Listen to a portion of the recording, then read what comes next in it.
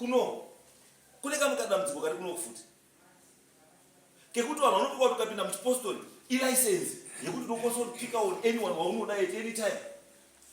No, inini nasenimrod zvakawirira kuti anenge apara mhosva yake kwangu kudari mupostori auya ndichamutonga, ndamutonga, ndichataura mutongo una senimrod kuti munhu wako ndamupa mutongo wakati, mhosva yake ndeyakati. Takawirira naizvo ndasenimrod.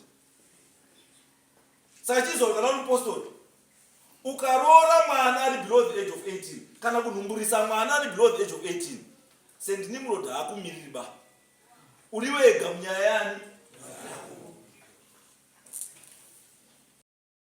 Kambwa panotengeswa kai kese kanodhaka kasiri pamutemo, make it a criminal offense.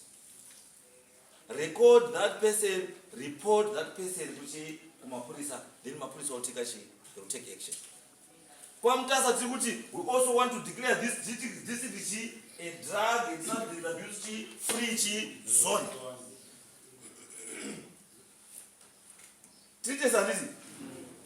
Saka wanchatanga kusunga ndimi masabhuku acho. Because masabhuku acho ndimi rutengesa futi tumbwa.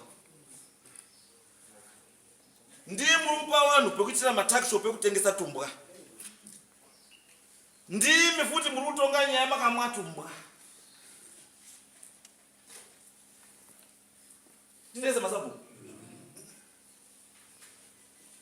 Matomuona kapandataura kuti ndimi rudhakwa, ndimi rutaseze. Matomuona kakadhakwa sabu, matomuona kaiswa kadhakwa.